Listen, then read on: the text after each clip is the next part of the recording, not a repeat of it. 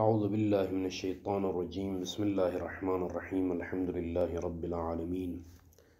والصلاة والسلام علی سیدنا محمد وآلہ الطاہرین اللہم صل علی محمد وآل محمد۔ نعم سيأتي في مسألة جواز تتبع العقود للمالك مع علم المشتری بالغصب۔ شیخ اعظم انصاری یہ جو جواب ہے وجہ ثانی سے جو جواب دیا شیخ نے، اس سے استدراک کرتے ہوئے فرماتے ہیں کہ ہاں ایک مورد ہے جس مورد میں بعض فقہا کے فتویٰ سے یہ اندازہ ہوتا ہے کہ اگرچہ بائع فضولی مالک نہیں ہے بھلے ثمن کا، لیکن پھر بھی پیسے کا مالک نہیں ہے، لیکن اس پیسے سے جو چیز خریدتا ہے اس چیز کا مالک بن جاتا ہے۔ یعنی اس سے وہی کاشف الغطا کی بات ضروری نہیں ہے کہ حین العقد بھلے عاقد جو ہے احد العوضین کا مالک ہو، یہ کوئی دلیل نہیں ہے۔ اس کے لیے گویا تائید ملتی ہے کہ بعض فقہا کی بعض عبارات سے اندازہ ہوتا ہے کہ عاقد اگرچہ ثمن کا مالک نہیں ہے، لیکن اس ثمن سے جو چیز خریدتا ہے اس کا مالک بن جاتا ہے۔ بعض عبارتوں میں یہ ملتا ہے۔ مثلاً یہ مسئلہ آئے گا کہ سیأتی فی مسئلۃ جواز تتبع العقود للمالک، بھلے تتبع عقود للمالک والا جو مسئلہ ہے جو کہ آنے والا ہے، کئی عقد جو ہے ایک ہی مال پر مالک کے لیے واقع ہوئے ہیں، اس مسئلے میں یہ آئے گا مع علم المشتری بالغصب۔ ادھر سے مشتری کو علم بھی ہے کہ جو ہے یہ بائع غاصب ہے، اس کے باوجود مثلاً اس سے خریدتا ہے، کہ وہاں یہ مسئلہ آئے گا کہ ان ظاہر جماعت، بعض علماء اور فقہا کی عبارت کا ظاہر کا قطب الدین و شہید وغیرہ میں کیا ہے ظاہر؟ ان الغاصب مسلط علی الثمن، ان الغاصب یعنی بائع فضولی غاصب مسلط ہے ثمن پر، چونکہ کتاب میری تھی، بائع فضولی غاصب نے بیچی ہے زید کو، جو کہ زید مشتری اصیل ہے، اور زید کو معلوم ہونے کے باوجود کہ یہ بائع فضولی غاصب ہیں، 5000 دینار اس بائع فضولی غاصب کو دیتا ہے، تو یہ بائع فضولی غاصب مسلط ہو گیا ثمن پر، یعنی 5000 دینار پر۔ وَإِن لَمْ يَمْلِكْهُ، ہاں اگرچہ اس ثمن کا مالک نہیں ہے، بھلے اس ثمن کا مالک نہیں ہے لیکن پھر بھی اس ثمن پر یہ مسلط ہے، لیکن یہ تسلیط بعنوان مالک نہیں ہے، بعنوان غاصب وہ مسلط ہو گیا ہے، اگرچہ وہ مالک نہیں بن سکتا ہے اس ثمن کا۔ اب آ جائیں 5000 دینار اس کے ہاتھ میں آ گئے،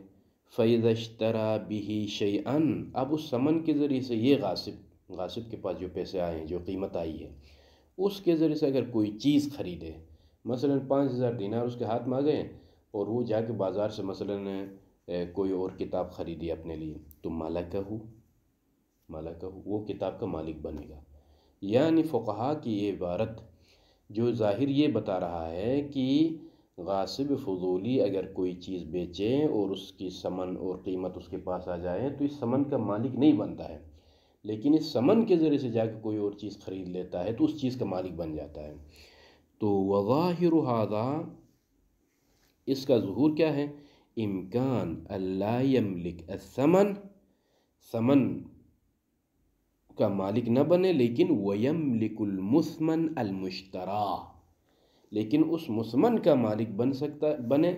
جس کو وہ خریدا ہے، جس کو اس نے خریدا ہے۔ تو میں نے مثال دی کہ میری کتاب تھی، غاصب نے جو ہے بیچی ہے، اور زید فضولی کو معلوم ہونے کے باوجود 5000 دینار دیے ہیں، تو اس 5000 دینار کا وہ غاصب مالک نہیں ہے، بائع فضولی غاصب، لیکن اس 5000 دینار سے جا کے دوسری کوئی کتاب خریدی ہے جو کہ مثمن مشتری ہے، تو اس چیز کا مالک بنے گا۔ تو یہ ظہور ہے ان عبارتوں کا۔ وحالانکہ اب آ جائے یہاں یہ اشکال پیدا ہوگا، یہ مشکل مرحلہ ہے کہ یہاں آپ ملاحظہ کر رہے ہیں کہ ان فقہا کی عبارت سے کیا اندازہ ہوتا ہے کہ عاقد کا احد العوضین کا مالک ہونا ضروری نہیں ہے، جو پہلے کہا تھا اس کی تائید ہوتی ہے۔ یہاں باقاعدہ یہ مثمن مشترا اس کی ملکیت میں داخل ہو رہا ہے، وہ حالانکہ کہ ثمن کا وہ خود مالک نہیں ہے۔ تو یہ تو خلاف ہے حقیقت بیع ہے، اور حقیقت بیع بیان ہوا کہ جو ہے معاوضہ حقیقی کا نام ہے، معاوضہ حقیقی کا نام ہے، جس کی ملکیت سے چیز خارج ہوتی ہے اسی کی ملکیت میں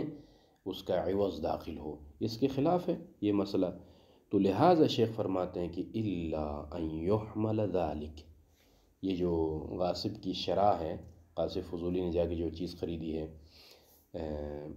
جو کہ اس کی ملکیت میں داخل ہو گئی ہے، اس کو حمل کرنا پڑے گا، من فقہا سے جو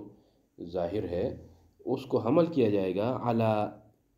یعنی توجیہ بیان کرنی پڑے گی، وَإِلَّا خلاف ہے حقیقت معاوضہ ہے، خلاف حقیقت بیع ہے،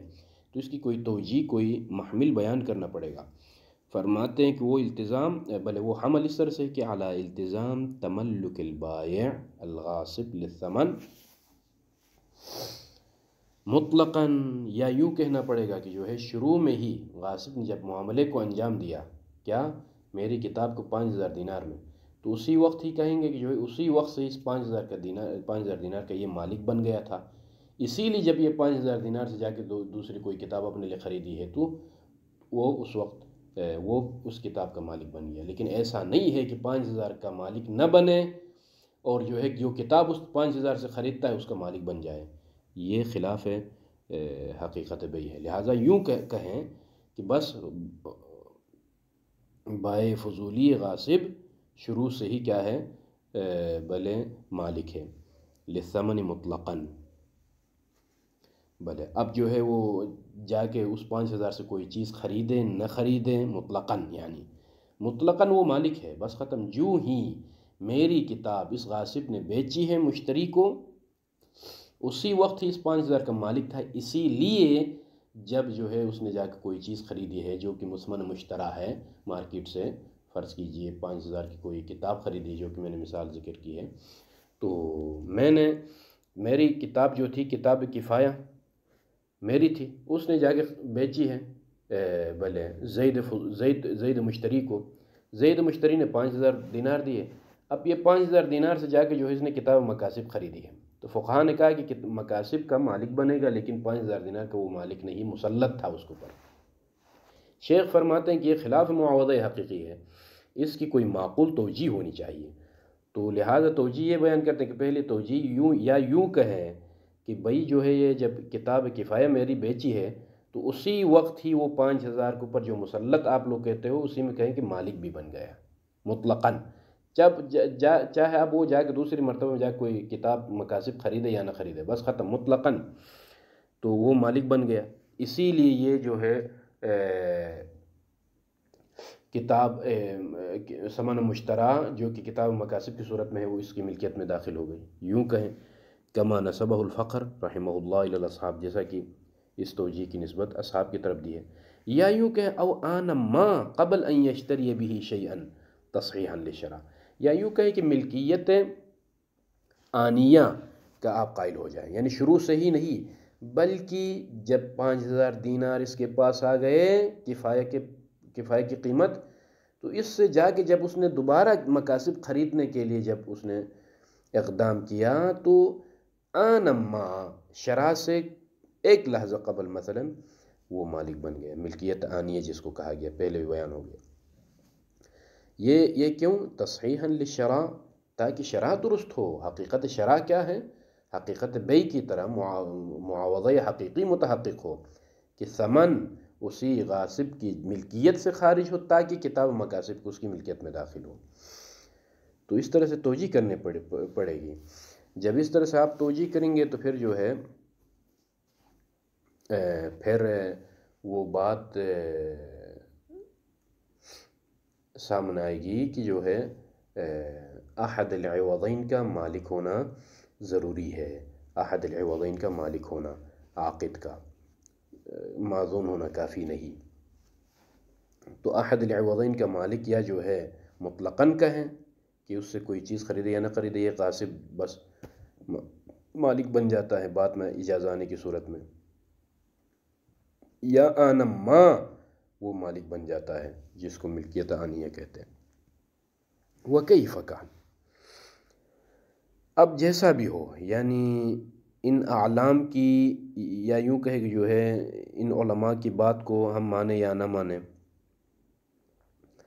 یا وکیف کان آپ یوں کہیں کہ جو ہے کاشف الغطاء کی بات کی توجیہ میں جو دو وجہیں ذکر ہوئی ہیں وہ تام ہو یا نہ ہو، اگر شیخ نے ان کو پر اعتراض کیا چاہے وہ ہم قبول کریں یا نہ کریں، فالأولى في التفصي عن الإشكال المذكور في البيع لنفسه ما ذكرنا، بہترین جواب جو قابل قبول جواب ہے وہ وہی ہے جس کو ہم نے ذکر کیا۔ شیخ نے چونکہ سب سے پہلے جواب قمی کو ذکر کیا اشکال رابع سے، اس کو رد کیا، اس کے بعد دوبارہ خود نے ایک جواب ذکر کیا، کہا کہ پھر لیکن یہ میرا جواب ناقص ہے، اس کے بعد دوبارہ فالانسب فی التفصی، ہاں جی ہاں، بلکہ اس سے پہلے بعض معاصرین جو صاحب مقابس یا صاحب جواہر کا ایک جواب تھا اس کو ذکر کیا، اس کے اوپر اعتراض کیا، دوبارہ فالانسب فی التفصی کے کر جو شیخ نے تفصیلی جو علمی جواب دیا، کہتے ہیں کہ اسی کی طرف وہی جو ہے جواب تام اور جواب کامل ہے ہر لحاظ سے، لہٰذا ہمیں اسی کی طرف رجوع کرنا پڑے گا۔ یہاں سے آگے ایک جدید مطلب شروع ہو رہا ہے، اسی لیے میں درس کو روک رہا ہوں۔ وصلی اللہ علی محمد وآلہ الطاہرین۔